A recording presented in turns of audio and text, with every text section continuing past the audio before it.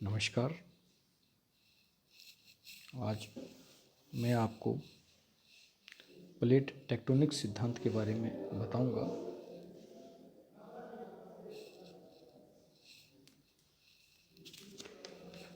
Plate विवर्तनिक सिद्धांत एक नवीनतम सिद्धांत है, जिससे पूर्व हमने महाद्वीप एवं महासागरों की उत्पत्ति के विषय के अंदर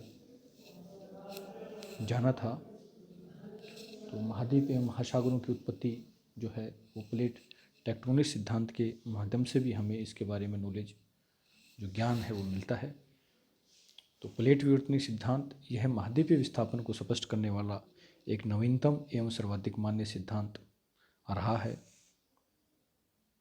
जिनके माध्यम से आज विश्व के महाद्वीप एवं महासागरों और अन्य जो भू स्थलाकृति हैं उनके विषय में हमें बोध होता है।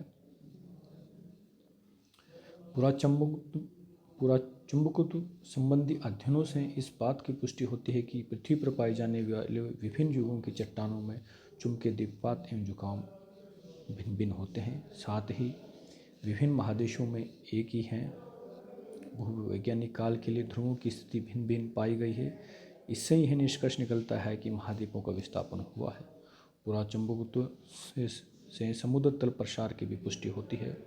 समुद्र तल प्रसार की परिकल्पना का सर्वप्रथम प्रतिपादन हैरी हेस महोदय द्वारा 1960 में किया गया।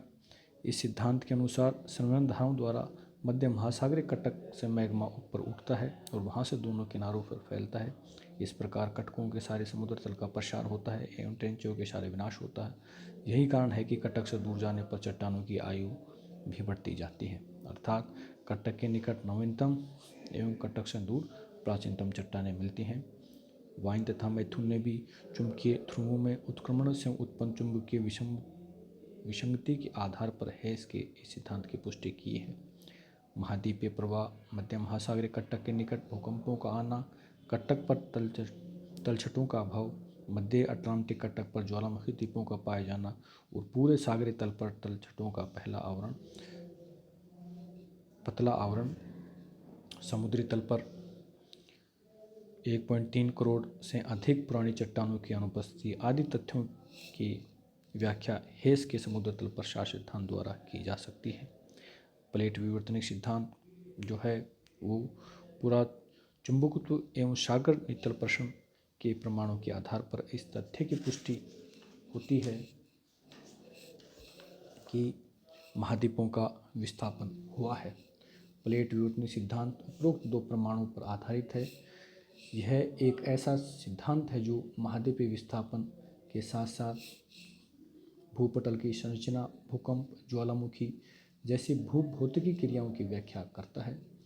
प्लेट शब्द का प्रयोग सर्वप्रथम कनाडा के भूगर्भशास्त्री विल्सन द्वारा किया गया, जबकि प्लेट विवर्तनिकी शब्द का प्रयोग मॉर्गन द्वारा किया गया है। स्थलीय दृढ़ भूखंडों को ही हम प्लेट के नाम से जानते हैं।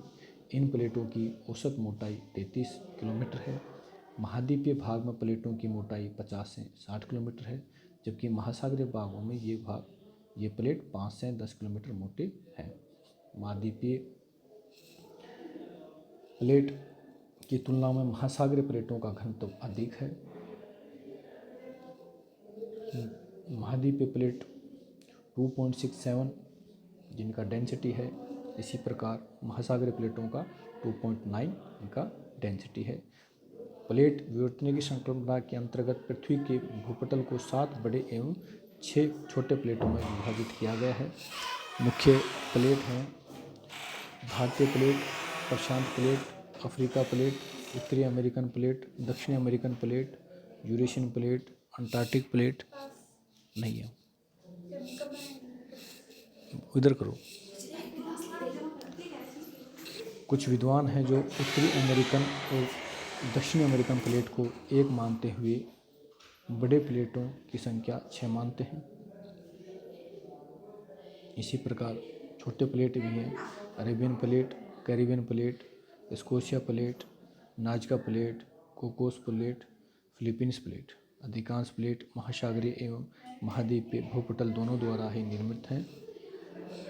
प्लेट विवर्तनिकी सिद्धांत का प्रतिपादन 1960 के दशक में किया गया। इस दिशा में महत्वपूर्ण योगदान हैरी हेस द्वारा किया गया। बाद में आगे चलकर विल्सन, मॉर्गन, मैकेंजी, पार्कर आदि विद्वानों ने भी इस सिद्धांत के विकास में अहम योगदान दिया। हैरी हेस ने समुद्र तल प्रसार की परिकल्पना के आधार पर इस सिद्धांत का प्रतिपादन किया। उन्होंने बताया कि प्लेट एक दूसरे के संदर्भ में एवं पृथ्वी के घूर्णन अक्ष के संदर्भ में निरंतर गतिशील अवस्था में है। इस गति के निम्नलिखित कारण बतलाए जाते हैं। पहला, कम घनत्व के चट्टानों से निर्मित होने के कारण प्लेट नीचे स्थित मेंटल के प्लास्टिक सतह पर तैर रहे हैं। दूसरा, कुछ विद्वानों ने ऐसा माना कि प्लेट कटकों एवं ट्रेंचों के बीच गुरुत्वाकर्षण के प्रभाव से खिसकते हैं। तीसरा का मानना है कि कटकों पर मैग्मा के निरंतर प्रभाव के कारण प्लेटों में खिसकाव होता है। चौथा, जो होम्स के संहतरंग सिद्धांत के आधार पर भी प्लेटों की गति की व्याख्या होती है। भूगर्भ में दबाव एवं रेडियो एक्टिव के कारण काफ़ी अधिक तापमान उत्पन्न होता है, जिसके फलस्वरूप संवहन तरंगों की उत्पत्ति होती है। प्लेटों की इस गति के कारण ही प्लेटों के सीमांत क्षेत्र में भूकंप, ज्वालामुखी, पर्वत निर्माण जैसी विवर्तनिक क्रियाएं होती हैं। अब हम आपको बताएंगे प्लेट सीमांत 3 प्रकार के होते हैं। रचनात्मक प्लेट सीमांत, विनाशकारी प्लेट सीमांत और तीसरा है संरक्षक प्लेट सीमांत।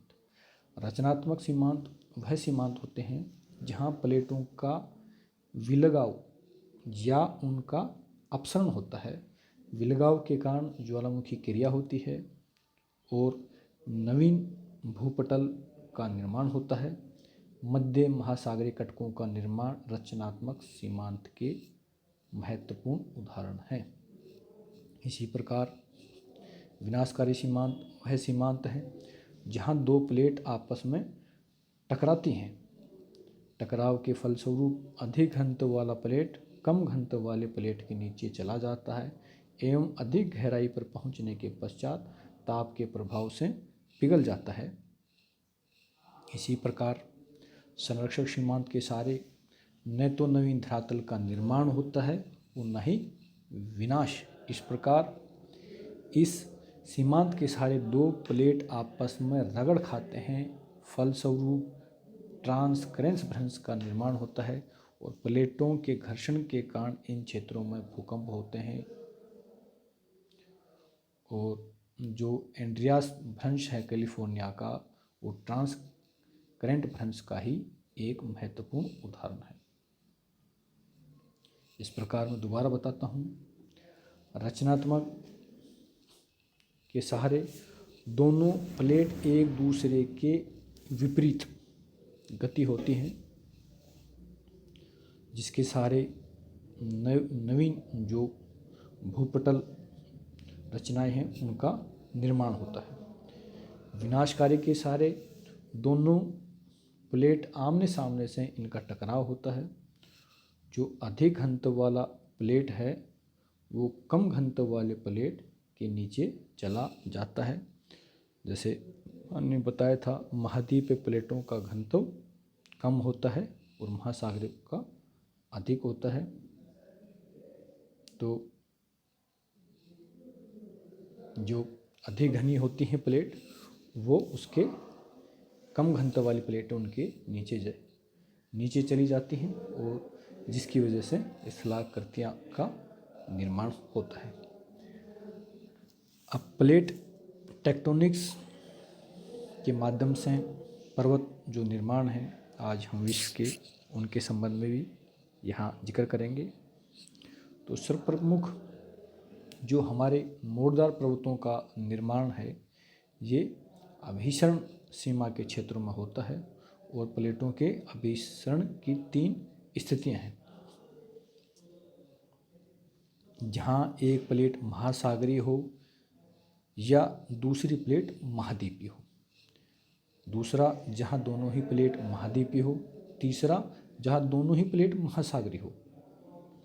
पहली स्थिति में जब महाद्वीपीय एवं महासागरीय प्लेटों के बीच में टकराव होता है तब अपेक्षाकृत अधिक घनत्व के कारण महासागरीय प्लेट महाद्वीपीय प्लेट के नीचे प्रत्यावर्तित हो जाती हैं, यानी नीचे चली जाती हैं, जिसके कारण अत्यधिक संपीड़न के कारण प्लेटों के किनारे के जो पदार्थों का वलन होता है और मोड़दार पर्वतों का निर्माण होता है।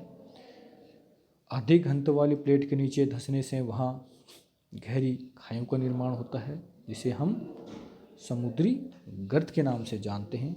और पुनः महासागरीय प्लेट में अधिक गहराई में जो बेनियाफ क्षेत्र में जाकर ये पिघल जाते हैं और ये पिघली हुई चट्टानें मैग्मा के रूप में धरातल पर अवतरित होती हैं और रॉकी एंडीज पर्वतीय क्षेत्र में इस स्थिति को आसानी से हम देखा जा सकता है, जहां प्रशांत महासागरीय प्लेट एवं अमेरिकी प्लेट के बीच में टकराव की क्रिया हो रही है। इस प्रकार यह सिद्धांत न केवल रॉकी एंडीज की उत्पत्ति की व्याख्या करता है बल्कि एंडीज पर ज्वालामुखी चट्टानों की बहुलता, पेरू ट्रेंच की उत्पत्ति, प्रशांत महासागरीय प्लेट का प्रत्यावर्तन अमेरिकी प्लेट के नीचे, तो इन सब का इनके माध्यम से हम जान सकते हैं। दूसरा, महाद्वीपीय अभीषण से उत्पन्न पर्वतमालाओं के उदाहरण जो है अल्पाइन हिमालय पर्वतीय क्षेत्र में देखने को मिलता है, जहां भारतीय प्लेट और यूरेशियाई प्लेट के बीच में होने वाली टक्कर के फलस्वरूप टैथिस सागर था उसमें मलबे के अंदर मोड़ पड़ने के फलस्वरूप जो आज हमारा हिमालय पर्वतमाला है इसका निर्माण हुआ। इसी प्रकार अफ्रीका एवं यूरेशियाई प्लेट के टकराव के फलस्वरूप आल्प्स और एटलस पर्वतमालाओं का निर्माण हुआ। हिमालय क्षेत्र में ज्वालामुखी के कोई प्रमाण नहीं मिलते। इसके दो बड़े कारण हैं। पहला कारण यह है कि यहाँ भारतीय प्लेट का प्रत्यावर्तन काफ़ी कम गहराई तक हुआ है। दूसरा कारण यह है कि इस पर्वतीय क्षेत्र की ऊंचाई काफ़ी अधिक है। तीसरी स्थिति में जब दोनों ही प्लेट महासागरीय हैं तो टकराव के फलस्वरूप एक प्लेट का अग्रभाग दूसरे प्लेट के नीचे प्रत्यावर्तित हो जाता है, जिसमें अधिक होगी, यानी जिसका डेंसिटी अधिक होगा। इससे उत्पन्न संपीड़न द्वारा द्वीप तोरण, द्वीप चाप के पर्वतों का निर्माण होता है। इस प्रकार की स्थिति का उदाहरण जापान द्वीप चाप के रूप में देखने को मिलता है। महाद्वीपों एवं इन चापाकार द्वीप समूह के बीच छिछले सागर मिलते हैं, जिन्हें हम पृष्ठ चाप बेसिन के नाम से जानते हैं। जापान सागर जो पृष्ठ चाप बेसिन का उदाहरण है, प्रत्येक चाप के महासागरीय किनारे की तरफ गहरे ट्रेंच पाए जाते हैं। साथ ही प्रत्यावर्तित प्लेट के अधिक गहराई में जाकर पिघलने के कारण ज्वालामुखी क्रियाएं होती हैं एवं ज्वालामुखी पर्वतों का निर्माण होता है। इसी प्रकार हम प्लेट टेक्टोनिक्स के माध्यम से भूकंप एवं ज्वालामुखी जो क्षेत्रों का वितरण है उसके संबंध में भी जानते हैं। विश्व के अधिकांश भूकंप एवं ज्वालामुखी संकीर्ण, सुनिश्चित एवं अर्धवक्षीय पेटियों में पाई जाती हैं। ये पेटियां मुख्य रूप से प्लेट सीमाओं में केंद्रित है। यही कारण है कि प्लेटों के सीमांकन में भूकंपीय पेटियों का सहारा लिया जाता है। संसार में भूकंप का वितरण महासागरीय कटकों, द्वीप चाप एवं द्वीपीय तोरण क्षेत्रों, नवीन पर्वतों की पेटियों एवं प्रमुख विभव क्षेत्रों तक ही सीमित हैं। ये सभी क्षेत्र प्लेट की सीमा पर स्थित हैं। मध्य महासागरीय कटकों पर छिछले भूकंप आते हैं, जबकि अधिक गहराई में स्थित उत्पत्ति केंद्र वाले भूकंप मुख्यतः समुद्री तैन क्षेत्रों तक ही सीमित हैं। प्रत्यावर्तित प्लेट क्षेत्र में तिरछे झुके हुए भूकंप की उत्पत्ति बेनियोफ क्षेत्र कहलाता है। इसका सर्वप्रथम जो भूकंप वेता थे होगो बेनियाफ ने लगाया था और उन्हीं के आधार पर इसको बेनियाफ क्षेत्र कहा जाता है। इस प्रकार अधिकांश भूकंपीय क्रियाएं रचनात्मक, विनाशात्मक एवं संरक्षक सीमांत की सारी होती हैं। रचनात्मक प्लेट सीमांत के क्षेत्र में प्लेटों की विपरीत दिशा में गतिशील होने के कारण दरारों के माध्यम से मैग्मा निकलता है। चूँकि मैग्मा के ऊपर उठने की गति धीमी होती है, अतः भूकंप साधारण एवं कम गहराई वाले होते हैं, जैसे मध्य महासागरीय कटक क्षेत्र। विनाशात्मक प्लेट के क्षेत्र में प्लेटों के आपसी टकराव, प्रत्यावर्तित भाग की रगड़ एवं ज्वालामुखी क्रिया के कारण तीव्र एवं अधिक गहराई वाले भूकंप आते हैं, जैसे परिप्रशांत, मेखला एवं मध्य महाद्वीपीय में आने वाले भूकंप। तीसरा है संरक्षक सीमांत क्षेत्र में प्लेटों के बीच घर्षण की क्रियाओं के फलस्वरूप तीव्र भूकंप आते हैं, जैसे कैलिफोर्निया का सन एंड्रियास प्रश्न। विश्व में लगभग 15% ज्वालामुखी रचनात्मक प्लेट किनारों के सहारे हैं, 80% ज्वालामुखी विनाशात्मक प्लेट किनारों के सहारे पाए जाते हैं। तो इस प्रकार हम जो दुनिया का देखते हैं, इनके सारे हमें जो आज की विश्व रचना है उसके संबंध में जानकारी मिलती है, और हम इसे अच्छी तरह संसार के मानचित्र के माध्यम से जो है उसके माध्यम से हम इसको अच्छा समझ पाते हैं। धन्यवाद।